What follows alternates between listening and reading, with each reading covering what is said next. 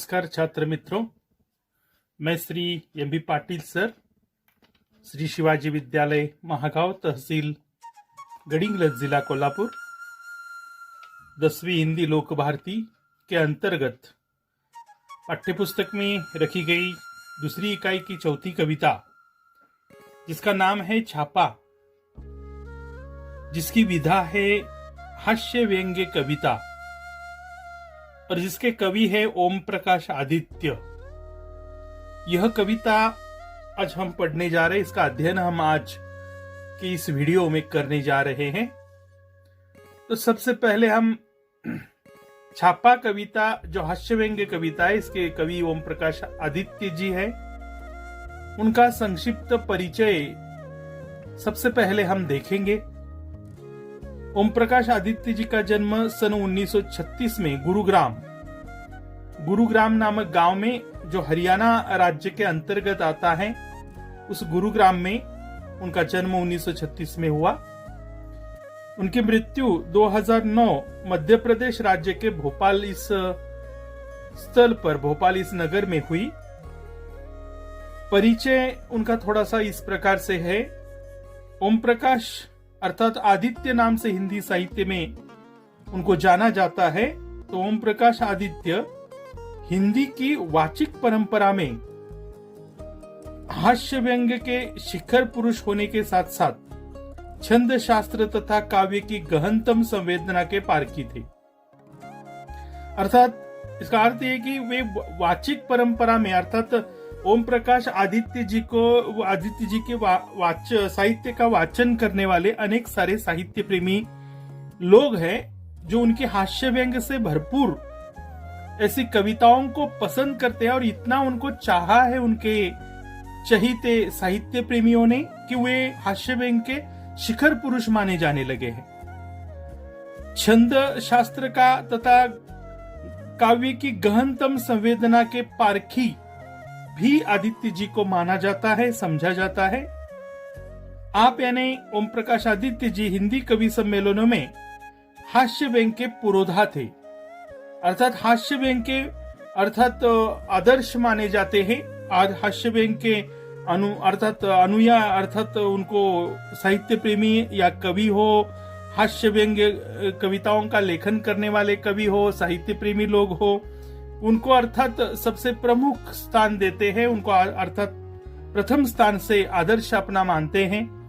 उनकी प्रमुख कृतियां इधर भी गधे हैं, उधर भी गधे हैं, मॉडर्न शादी, गोरी बैठी छत पर, ये काव्य संग्रह उनके प्रकाशित हो चुके हैं और ये उनके प्रमुख काव्य संग्रह है।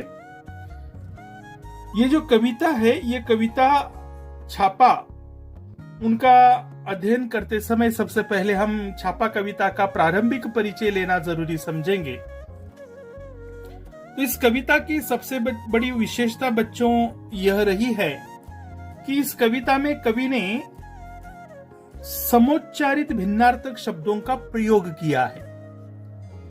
समोच्चारित भिन्नार्थक शब्द अर्थात एक ही शब्द के दो अर्थ यहां आपको मिलेंगे। व्यवहार में उपयोग में लाया जाने वाला अर्थ अलग और साहित्य में उस शब्द का अर्थ अलग। ऐसे समोच्चारित यानी समान उच्चारण होने वाले लेकिन अर्थ भिन्न, व्यावहारिक अर्थ अलग और साहित्य का अर्थ अलग।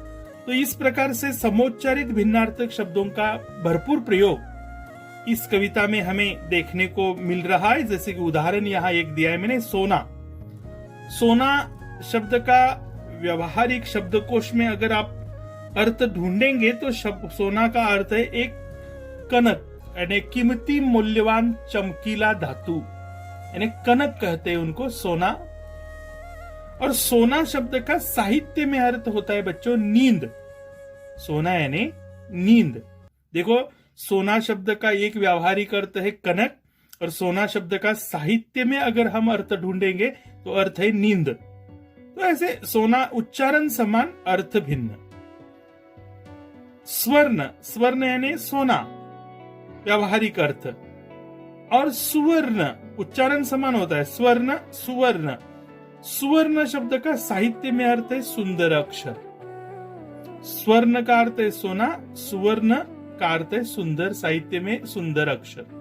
तो इस समान उच्चारण लेकिन अर्थ अलग, ऐसे समोच्चारित भिन्नार्थक शब्दों का भरपूर प्रयोग इस कविता की प्रमुख विशेषता बच्चों रही है। अब देखेंगे कविता की प्रारंभिक प्रस्तावना।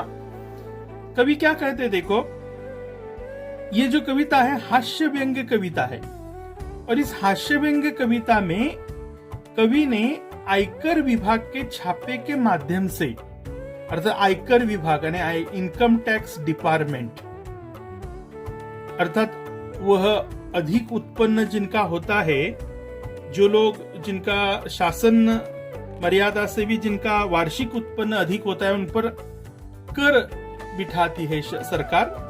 तो आयकर विभाग क्या करते हैं, तो आयकर विभाग प्रामाणिक सूचनाओं के आधार पर अनधिकृत रूप से अर्जित धन का पता लगाते हैं। जिन जिन लोगों ने अनधिकृत तरीके से, मतलब अधिकृत तरीके को न अपनाकर अनधिकृत तरीके से भरपूर धन जिन्होंने अर्जित किया है, इसका पता आयकर विभाग लगाते हैं, और इसका पता लगाकर उनका अनधिकृत धन हड़पने के लिए, उसकी पूछताछ करने के लिए आयकर डिपार्टमेंट के लोग छापा मारते हैं, रेड मारते हैं।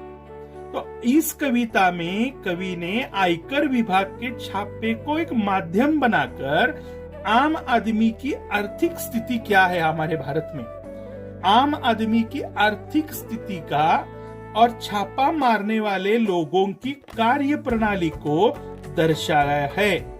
क्या है इस कविता में, आयकर विभाग के छापे को माध्यम बनाया है कवि ने, और आम आदमी की आर्थिक दशा हमारे देश में क्या है, वो किस दशा में अपना जीवन आम आदमी जी रहा है, उनकी परेशानियां क्या है, उनके प्रश्न क्या है, आम आदमी की इच्छाएं क्या है, उनकी मन की अभिलाषा क्या है, आम आदमी की आर्थिक स्थिति का वर्णन इस कविता में करने के साथ साथ छापा मारने वाले आयकर विभाग के अधिकारियों की कार्य प्रणाली को भी दर्शाया है।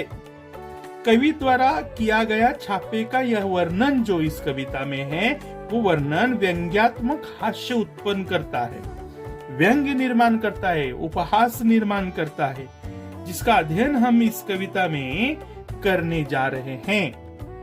तो इस कविता को मैं आपको पढ़ाने से पहले बच्चों, इसी वीडियो में मैं आपको ये समझाना चाहूंगा कि जो आयकर विभाग है, वह आयकर विभाग क्या करता है। देखो, आयकर विभाग वाले कर चोरी करने वाले क्या करते हैं, वे कर चोरी करने वाले और नाजायज ढंग से संपत्ति अर्जित करने वाले लोगों के घर जाते हैं और कार्यालय जाते हैं और छापा मारते हैं। वहां जिन जिन लोगों ने कर की चोरी की है, कर चुराया है, अर्थात कर को भरा नहीं है, इनकम टैक्स अर्थात आयकर भरा नहीं है, अर्थात कर चोरी की है और नाजायज ढंग से, अनधिकृत ढंग से भरपूर संपत्ति अर्जित की है, इनके ऐसे लोग, महान ऐसे धनवान लोगों के घर और कार्यालय में आयकर विभाग छापा मारते हैं।